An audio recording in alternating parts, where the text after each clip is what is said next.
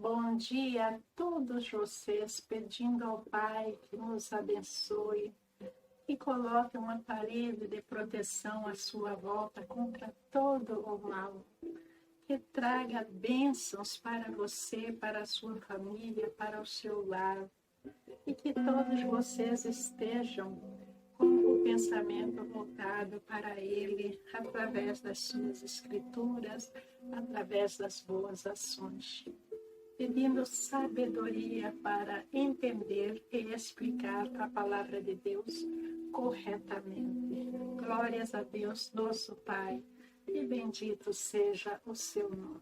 A primeira jornada do apóstolo Paulo continua. Ele saiu da Antioquia, na Síria, a pedido do Espírito Santo, e foi com ele também Barnabás e João Marcos.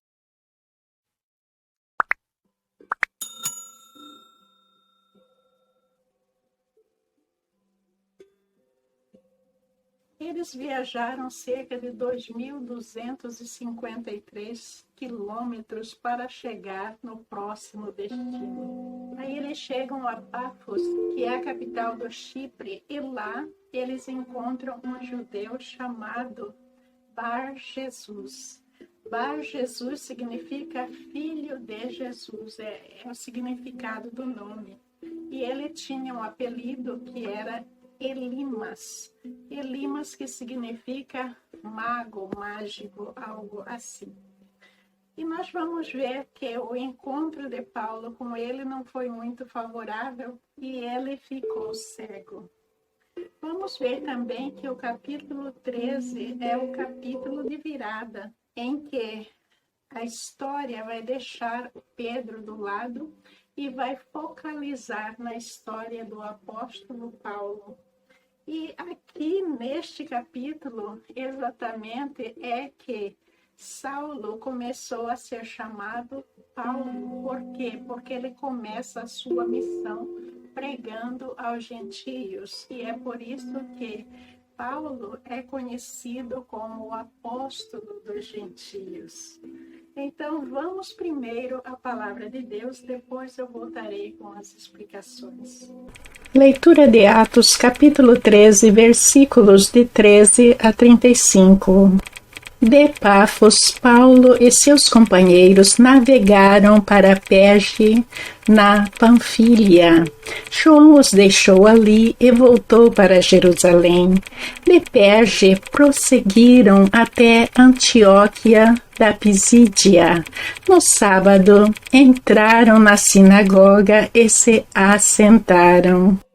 Depois da leitura da lei e dos profetas, os chefes da sinagoga lhes mandaram dizer: Irmãos, se vocês têm uma mensagem de encorajamento para o povo, falem.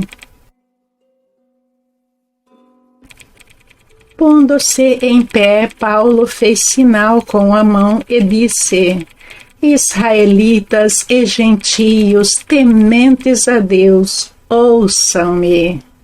O Deus do povo de Israel escolheu nossos antepassados e exaltou o povo durante a sua permanência no Egito.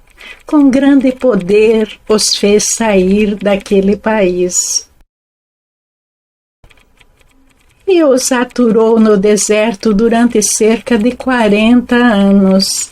Ele destruiu 7 nações em Canaã e deu a terra delas como herança ao seu povo.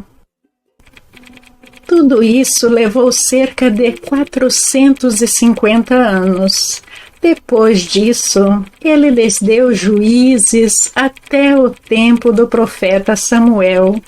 Então o povo pediu um rei, e Deus lhes deu Saul, filho de Quis, da tribo de Benjamim, que reinou 40 anos.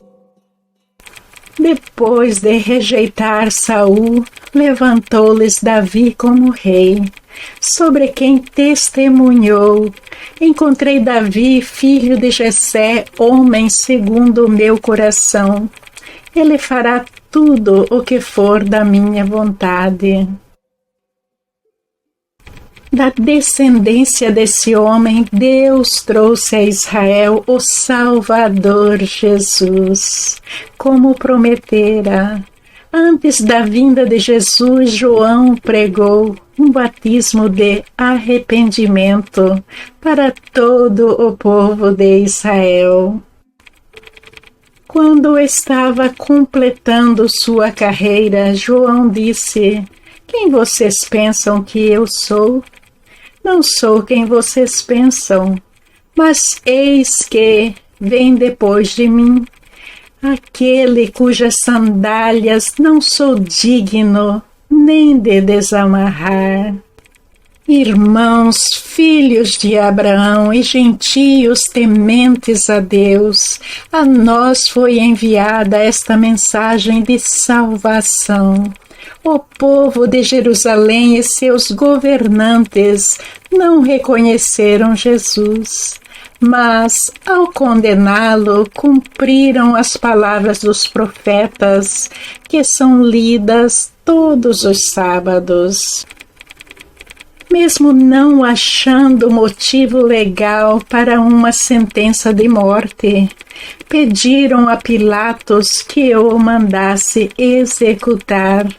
Tendo cumprido tudo o que estava escrito a respeito dele, tiraram-no do madeiro e o colocaram no sepulcro. Mas Deus o ressuscitou dos mortos, e por muitos dias foi visto por aqueles que tinham ido com ele da Galileia para Jerusalém. Estes agora são testemunhas de Jesus para o povo.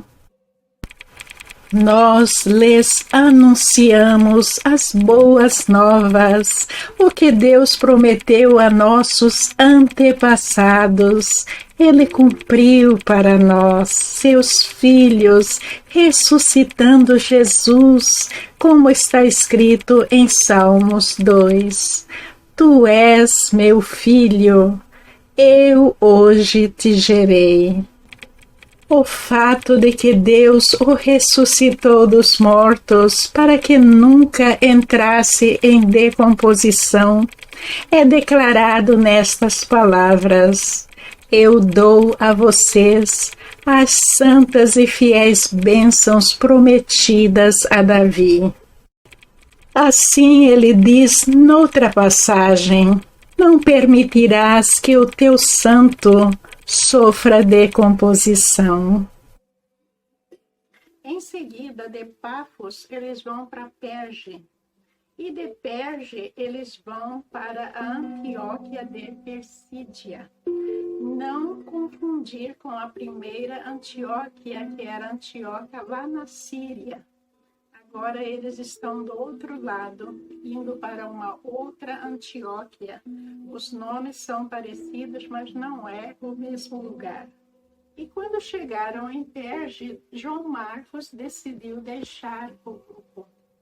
E ninguém sabe exatamente o motivo pelo qual ele deixou o grupo e voltou a Jerusalém. Muitos estudiosos dizem que naquela região havia muita malária, estava morrendo muita gente. Então, muitos acham que ele ficou com medo de pegar a malária, que para eles era uma doença desconhecida, como o Covid quando chegou para nós, totalmente desconhecido. Vacina naquela época, nem pensar. Medicamento, nem pensar. Então, muitos acreditam que é por causa disso. E há indicação também que futuramente o apóstolo Paulo provavelmente pegou malária. Mas o apóstolo Paulo não concordou com a decisão de João Marcos, vocês estão vendo aí na tela.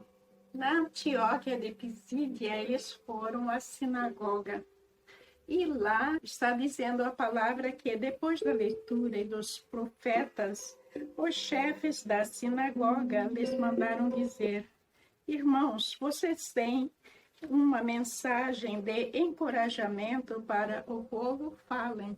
Essa mensagem dos profetas que está falando aí inicialmente é que toda a sinagoga Antes de qualquer um falar, eles leem a mensagem dos profetas, no qual vocês podem ver um exemplo aí na tela, em Deuteronômio. Normalmente, algo citado na lei do Pentateuco. Depois que essa leitura foi feita, era hábito deles chamar um dos rabinos ou um visitante, alguém, para que falasse explicando a palavra de Deus. E Paulo, estando ali como visitante, ele levantou a mão e ele vai começar a fazer o seu discurso mais longo registrado na Bíblia. E o apóstolo vai falar das 7 terras de Canaã que foram destruídas e que Deus deu a terra delas como herança ao seu povo. Está escrito em Deuteronômio 7:1, e são os hititas, os gigazeus, os amorreus, os cananeus, os ferezeus, os heveus, os jebuseus. E está registrado que Deus tirou a terra deles e deu para o seu povo. E quem era esse povo? Os israelitas. O apóstolo Paulo também vai mencionar uma outra ajuda de Deus para ele, que foi o fato de que Deus deu a eles os juízes. O que acontecia naquela época com a lei da retaliação, que era misinterpretado pela maioria, o crime era muito grande, eles matavam um ao outro por qualquer motivo. Então Deus mandou os juízes. Dentre esses juízes, não sei se vocês conhecem, tem uma juíza que era Débora. E também, dentre os mais famosos juízes, nós vamos ver Gideon e Samuel. Nós sabemos que nas cidades que tinham esses juízes, as pessoas não matavam com tanta frequência que nas cidades que não tinham juízes. Então, as pessoas que estavam sendo perseguidas de morte, o que elas faziam? Elas fugiam para essas cidades que tinham juízes para serem julgados de acordo com a lei da época. E o discurso continua. Paulo vai falar que o povo clamou a ele, pediu por um rei, e ele deu o rei Saul. E se vocês estão lembrados, o rei Saul reinou por cerca de 40 anos. E ele foi substituído por Deus pelo rei Davi, porque ele estava agindo contra Deus. E daí, Davi, muitas pessoas acham, mas por que Davi, se ele era um pecador? O que aconteceu que fez Davi pecar? Vocês se lembram? Havia uma mulher muito bonita que se chamava Batseba, mas ela era casada. Um dia ela estava tomando banho e Davi a viu e se apaixonou por ela. E daí, o que Davi vai fazer? Ele vai morar com Batseba. E daí ele arranja uma maneira de matar o seu marido Urias.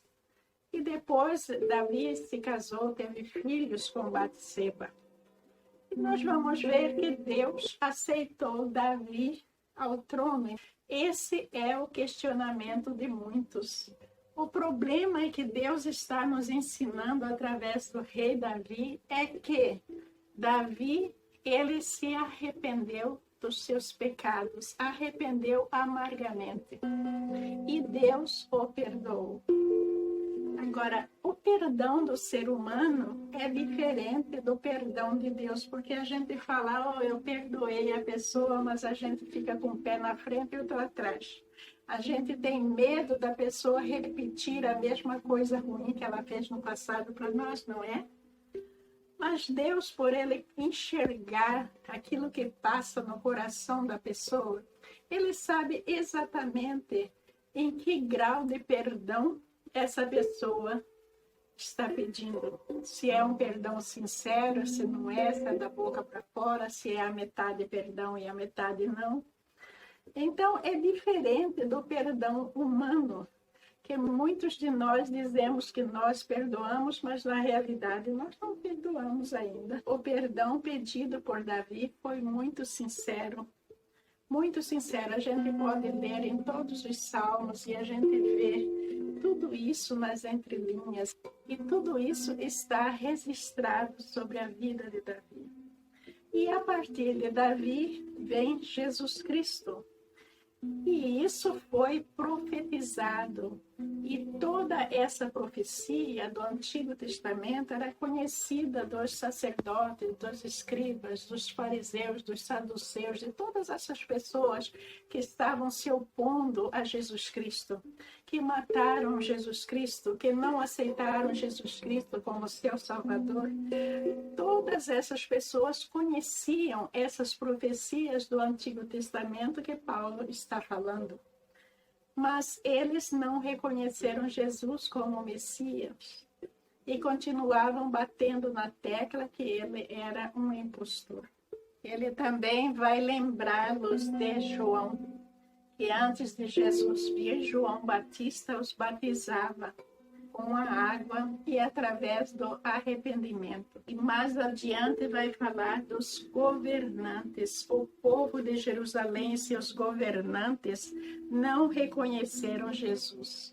Como eu falei anteriormente, quem são esses governantes? São os escribas, os fariseus, os saduceus, os sacerdotes, e aí vai. Em seguida, ele menciona o ponto-chave, que ninguém pode discutir que Jesus é o Messias, é a morte de Jesus Cristo, que ele foi crucificado e depois o sepultaram não em um lugar comum, em um lugar lacrado, guardado por guardas. E quando abriram a catacumba, Jesus não estava lá. Jesus tinha ressuscitado e Jesus apareceu para muitos. Certa ocasião, ele apareceu para uma multidão de mais de 500 pessoas. Então, que provas mais eles precisavam? O problema é que eles não queriam, porque não era conveniente para a igreja da época aceitar Jesus como seu Salvador.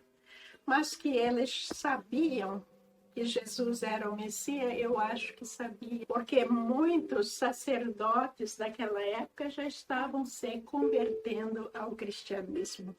Glórias a Deus. Os profetas profetizaram a vinda de Jesus, descreveram, deram detalhes da vinda dele, da morte, da ressuscitação, e os detalhes batiam com os fatos que eles presenciaram. Mas mesmo assim, eles não acreditavam em Jesus Cristo, eles o negavam. Dos versículos 33 a 35, nessa parte do discurso, Paulo vai citar trechos do Antigo Testamento. Quando vocês veem entre aspas, são trechos do Antigo Testamento. Por quê? Porque eles estavam ali dentro do templo e essas pessoas eram peritos nas escrituras. Então, para eles era muito comum aquilo que Paulo estava falando. E quando Paulo cita todas as partes do Antigo Testamento, dá credibilidade à fala de Paulo. Não como uma pessoa que estava falando sem conhecimento, mas que ele estava empregando aquilo que os profetas disseram com aquilo que aconteceu realmente. Mas o que é que a gente realmente aprende, que a gente tira desse discurso de Paulo diante daquela multidão incrédula dentro de um templo que deveria ser devotado a Deus? O que a gente tira de tudo isso? A gente tira de tudo isso que, apesar da fé ser acrescentada pelo ouvir, veja que a gente não pode confundir que a fé está sendo acrescentada porque a gente está ouvindo o homem. Não, a gente tem que ouvir a Deus. E como é que a gente ouve a Deus hoje em dia? A gente ouve através daquilo que ele disse e que foi registrado, está na Bíblia. Então, a gente tem que perder esse mau hábito de apenas ouvir as pessoas falarem sobre algo. Por exemplo, isso que eu estou fazendo aqui é fruto do meu estudo, mas eu sou pecadora como qualquer um de vocês. Então, Eu posso errar. Eu não sou infalível. Vocês deveriam estar com as suas Bíblias abertas aí, vocês estão? Se não, eu convido vocês a terem esse hábito. É muito difícil para mim ter essa interação por causa do tempo e tudo mais. Veja que os nossos vídeos são divididos, um capítulo dividido em 3, 4 vídeos. Então, vocês têm que se esforçar, não aprendendo a palavra de Deus, apenas ouvindo o homem, mas investigando, estando curiosos para entender o caráter de Deus, aquilo que Deus realmente quer de nós. E tudo que nós precisamos para a nossa redenção espiritual, para a nossa vitória, para uma vida melhor. Não estou falando propriamente aqui na terra, mas uma vida completa, uma vida eterna, melhor, maravilhosa do lado do Pai. A gente tem que saber sobre o Pai, a gente tem que ter aquela conexão íntima com Ele. E como é que a gente tem intimidade com o Pai se a gente não conhece a sua palavra? A gente tem que fazer um esforço, tem que abrir a nossa Bíblia. E me assistindo é um momento de vocês abrirem o capítulo. E veja que muitas vezes, muitas pessoas me escrevem, mas a minha Bíblia é diferente. Eu, pessoalmente, eu uso a King James, mas a tradução da Bíblia que eu ponho nos vídeos, a maioria das vezes é a versão transformadora da Bíblia. Por quê? Porque ela é de mais fácil entendimento. Para as pessoas que nunca tiveram contato com a Bíblia, a versão transformadora é uma versão mais fácil. É por isso que não bate. Mas, em essência, a versão transformadora e a King James e as outras Bíblias que não foram adulteradas, porque existem na praça Bíblias específicas a certas religiões, essas Bíblias foram adulteradas. Não estou falando sobre essas Bíblias, mas eu estou falando das Bíblias clássicas.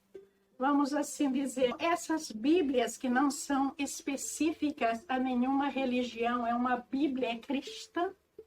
Então, elas vão falar da mesma coisa. A tradução, ela varia um pouquinho, porque a King James é bem tradicional, é bem mais próximo da original, por isso se torna mais difícil de entender. Mas, em essência, é a mesma coisa que está falando. Eu tomo cuidado de comparar e ver que está falando da mesma coisa. Mas essa pequena diferença da tradução não deve ser preocupação de ninguém. A nossa preocupação é que a gente tem que ter em nós a palavra de Deus. Seja da maneira fácil de compreender ou da mais difícil. Não adianta a gente falar, eu leio a King James e a gente não está entendendo tudo que está falando. Para aquelas pessoas que escolheram começar com a King James, está achando muito difícil. Tem muitas Bíblias online. Vocês abrem uma Bíblia online, a versão transformadora, você pode escutar lá e daí ler na King James. Mas é muito importante que a gente devote um tempo para conhecer Deus, para ter essa intimidade com Ele, transformar as nossas vidas, porque as nossas vidas não vão ser transformadas se a gente não quiser, se a gente não tiver boa vontade. Isso que eu estou falando com vocês é só para incentivá-los. É só para que vocês vejam a necessidade de receber esse pão da vida pela sua própria boca e beber do cálice da salvação também pela própria boca. A gente não pode ir a Deus a não ser através de Jesus Cristo. E para a gente ir a Deus através de Jesus Cristo, a gente tem que conhecê-lo, conhecer a sua palavra. Tem que haver alguma espécie de transformação em nós.